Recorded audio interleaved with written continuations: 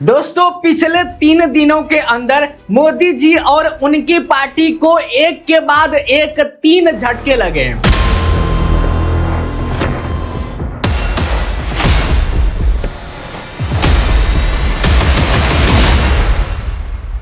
और ये तीनों झटके अलग अलग राज्यों से आए हैं। पहला झटका बिहार से आया है, जहां बीजेपी के राष्ट्रीय अध्यक्ष नितिन नवीन की अपनी सीट बांकीपुर में प्रशांत किशोर की पार्टी जनसुराग ने जीत दर्ज कर ली है।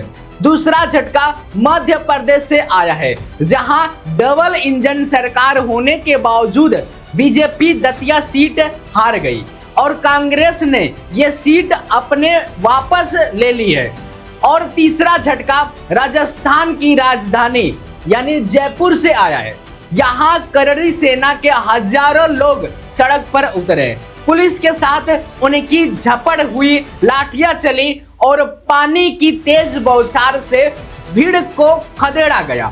आज की वीडियो में हम इन तीनों घटनाओं को एक एक करके समझेंगे, आसान भाषा में और पक्की जानकारी के साथ समझेंगे। नमस्कार, मेरा नाम है सोनू और आप देख रहे हैं पॉलिटिकल सच्चाई। जो भी बातें होगा सच के साथ होगा। सबसे पहले बात करते हैं बांकीपुर की। बांकीपुर बिहार की राजधानी पटना आने वाले एक विधानसभा सीट है और यह सीट बीजेपी के लिए बहुत खास मानी जाती थी, क्योंकि यहाँ बीजेपी के मौजूदा राष्ट्रीय अध्यक्ष नितिन नवीन खुद विधायक थे। जब नितिन नवीन को राज्यसभा भेजा गया तो उन्हें अपनी विधायक छोड़नी पड़ी और इसी वजह से इस सीट पर दोबारा चुनाव यानी उपचुनाव कराना पड़ा। 30 जुलाई को इस सीट पर वोटिंग हुई और जब नतीजा आया तो सबको चौंका दिया है। प्रशांत किशोर की पार्टी जनसुराग ने बीजेपी के उम्मीदवार नीरज कुमार सिन्हा को हरा दिया। यह चुनाव प्रशांत किशोर खुद लड़ रहे थे और यह इनका पहला व्यक्तिगत चुनाव था। इन्होंने यह चुनाव लगभग 19,000 वोटों अंतर से जीता है। अब यहाँ एक बात समझनी बहुत जरूरी है और ये कि बांकीपुर सीट साल 1995 से लेकर अब तक बीजेपी कभी नहीं हारी थी, यानी करीब 30 साल तक यह सीट बीजेपी की गढ़ रही है। और अब जब खुद पार्टी अध्यक्ष की सीट हाथ से निकल गई तो यह सिर्फ एक सीट की हार नहीं है, बल्कि पार्टी की खास के लिए एक बड़ा झटका लगा है। एक बात और जो इस चुनाव के दौरान सामने आई है वो ये है कि प्रशांत किशोर ने चुनाव प्रचार के दौरान आरोप लगाया था कि पटना के एक वरिष्ठ पुलिस अधिकारी सत्ताधारी पार्टी के पक्ष में मतदाताओं को डराने धमकाने का काम कर रहे थे। उन्होंने कहा कि कई लोगों के घरों पर छापे भी मारे गए। प्रशांत किशोर ने इस मामले की शिकायत चुनाव आयोग से भी की। ये आरोप है कि इसलिए मैं इन्हें सिर्फ आरोप के तौर पर आपके सामने रखा है, तथ्य के तौर पर नहीं। अब बात करते हैं दूसरी झटके की, जो मध्य प्रदेश से आया है। मध्य प्रदेश में इस समय बीजेपी की अपनी सरकार है, यानी जहां डबल इंजन सरकार चल रही है, लेकिन इसके बावजूद बीजेपी दतिया विधानसभा सीट पर हार गई। दरअसल दतिया सीट पहले कांग्रेस के पास थी और यहां से राजेंद्र भारती कांग्रेस के विधायक थे, लेकिन एक बैंक फ्रॉड केस अदालत ने उन्हें सजा सुना दी, जिसकी वजह से उनकी विधायकी रद्द हो गई और इसी वजह से इस सीट पर उपचुनाव कराना पड़ा।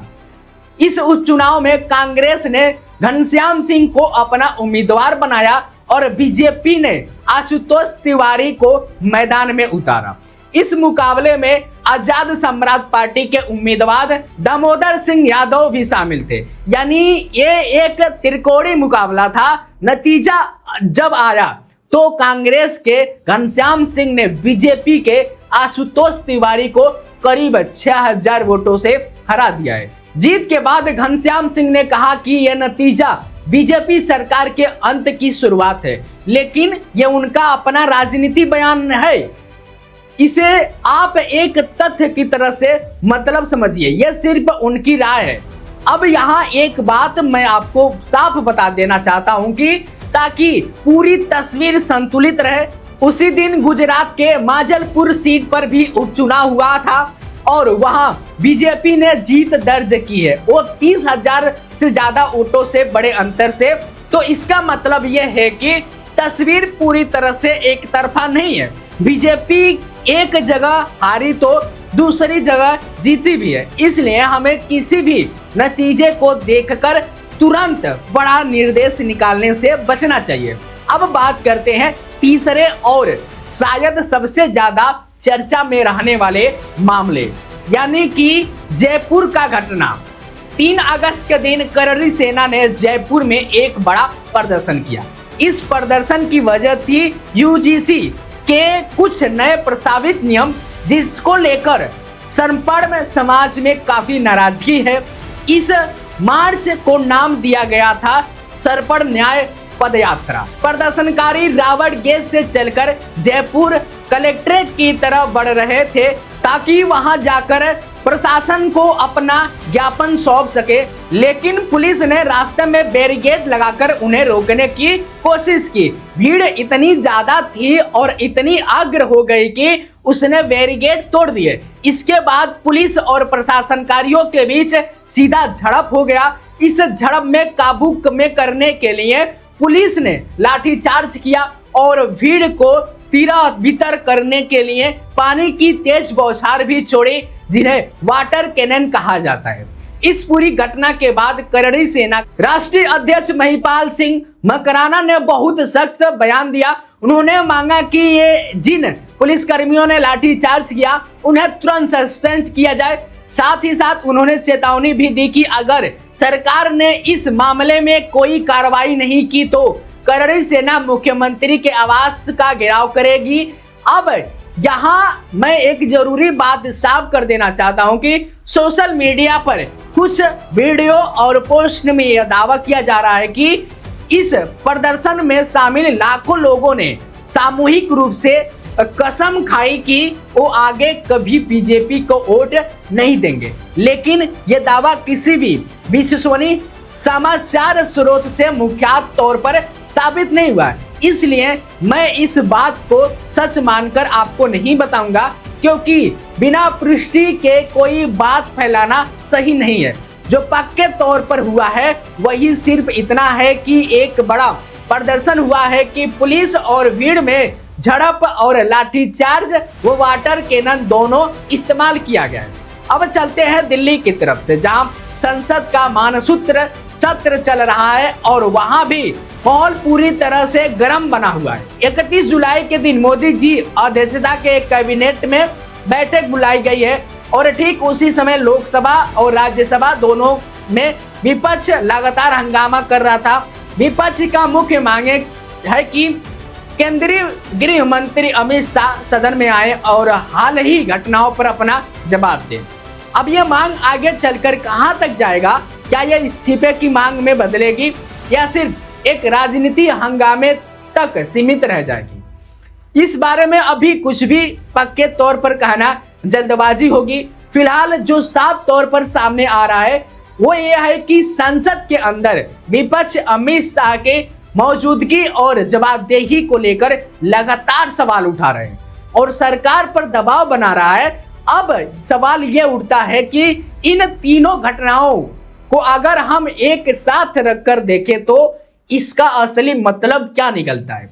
एक तरफ यह बात पूरी तरह सही है कि उपचुनाव हमेशा स्थानीय मुद्दों, स्थानीय उम्मीदवारों की छवि और स्थानीय समीकरण पर लड़े जाते हैं। सिर्फ 1 या 2 सीट हटने पर पूरे देश की राजनीति रुझाना समझ में नहीं आता है। इसलिए इन नतीजों सीधे सीधे आने वाले बड़े चुनावों को जोड़कर देखना जल्दबाजी होगी और ये एक तरफ की ओर रीडिंग भी हो सकती है, लेकिन दूसरी तरफ ये भी बात उतना ही सच है कि एक हफ्ते में ही भीतर 3 अलग अलग बातें एक साथ हो जाना, यानी पार्टी अध्यक्ष की अपनी सीट हाथ से निकल जाना, डबल इंजन सरकार वाले राज्य में हार और उसी के साथ संपूर्ण समाज का सड़कों पर उतरना, सरकार के खिलाफ प्रदर्शन करना, यह सिर्फ इत्तेफाक कहना भी थोड़ा मुश्किल लगता है। इसमें भी करड़ी सेना वाली घटना मोदी सरकार के लिए ज्यादा गंभीर मानी जा रही है।